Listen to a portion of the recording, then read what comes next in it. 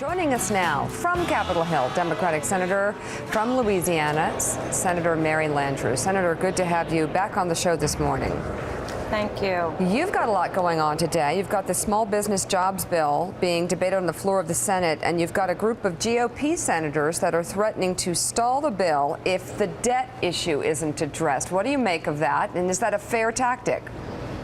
Well, first of all, let me say, because I've been listening to the program, in light of what's happening in Libya and Japan, the debate that we're having on the floor doesn't seem as substantial as those debates. But it is a very important debate because in America, here in Congress, we've got to do everything we can to get our economy moving in a very forward, aggressive direction. And one of the ways we're going to do that is by focusing on the kinds of bills and programs that help to create private sector jobs.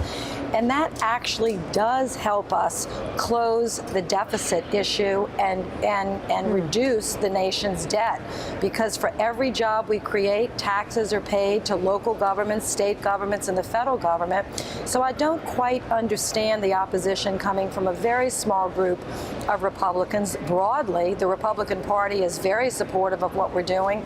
Senator Snowe has been one of the orchestrators and authors and leaders of the bill. She's working side by side with me, so I don't quite understand it, but I think we're going to move this bill off the Senate floor, if not this week, when we come back. Senator Donnie Deutsch, I sometimes have trouble figuring out the Republicans, and this is no exception. How do you vote against small business? I don't care, Republican, Democrat, it is the backbone of this country. To your point, the deficit argument is a flawed one. I'm not quite sure, and I'm a guy that can argue any point, not as good as well as Joe, but I can't see the counter argument here. Well, Donnie, you do pretty well. Joe does too. But you're absolutely right. The fact of the matter is the American people do want us to address the historic debt levels of this country. I personally have said I think it is the issue of the decade, if not the last 25 years. But we do it in four ways. We do it by cutting spending where we can, both domestic and foreign or military spending that's wasteful.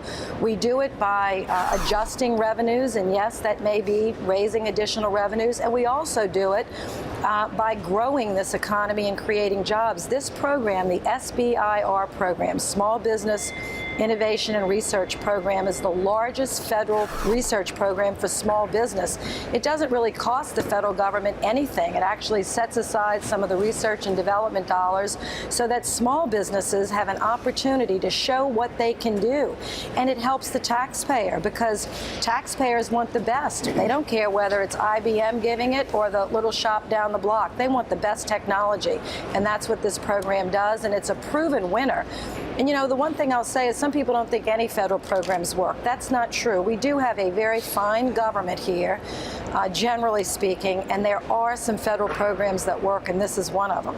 Hey, Senator, moving from domestic to back to Japan, do you still support nuclear energy? Is nuclear energy an important part of America's energy strategy moving forward?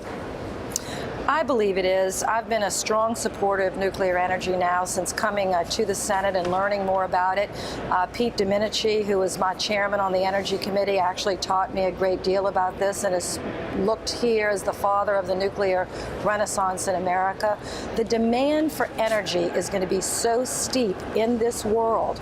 Once we get beyond this Japanese crisis, but continuing, India and China, there are so many people in the world that do not have electricity. There's simply no way to provide the power for this world to grow and expand the middle class without more sources of energy. We have to do all of the above. We have to drill more for oil and gas, clean our coal and use it, and expand nuclear. But I will say that I think we need a review for the people of our country to let them know and understand, are our reactors built the same way? If not, how are they different?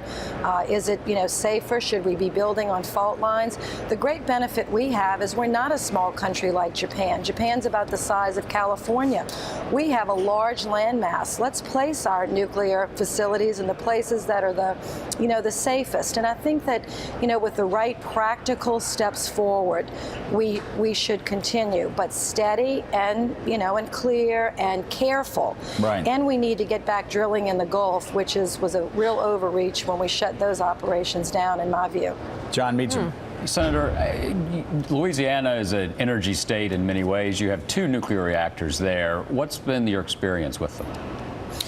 Well, generally, they've been very, very good. I mean, we haven't had any problems, of course. They're, they haven't been affected. We won't be subject to an earthquake. We do obviously have hurricanes, but, ours are built to very substantial standards. But I think the American people, since we had a lull, a very big lull in the building of nuclear power, once we had the meltdown at 3 Mile Island, we did the wrong thing. We kind of shut the whole industry down. We have this terrible way of overreacting.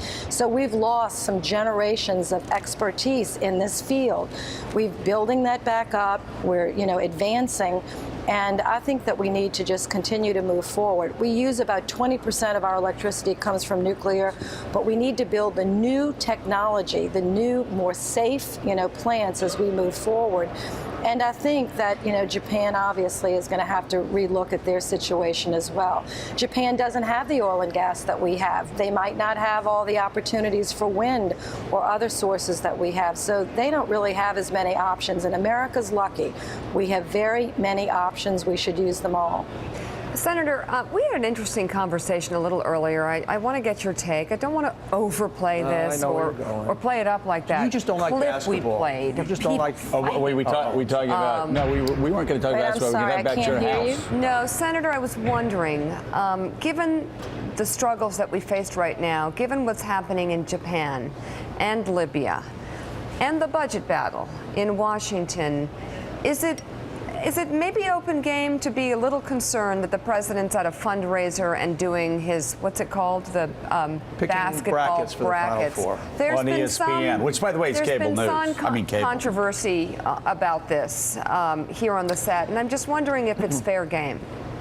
Well, first of all, I'm sorry, I'm not familiar. I've been so busy on the floor. I literally have not watched TV or read, much, but, for 2 days because I've been handling the bill. But I do know that the president must be extremely concerned about what's happening both in Libya and Japan. And from my perspective, it's only been 5.5 years since Katrina. We had 1 million people displaced and out of their homes. Japan has about 500,000 at the last report. It could be more depending on how this radiation situation expands. So I most certainly, my heart goes out. I know how difficult it is for people to be out of their homes, out of their community, uncertain if they will ever go back, and a government that is just so overburdened with, what to do. And what I do like about Japan is that the different levels of government are not yelling at each other like what happened in Katrina. So let's hope that we take a step forward and it gets better as we go. Senator Landrieu, thank you. That kind of answers the question. Thank you, Senator. Thanks for coming on Thank the show. you, guys. Thanks, Joe.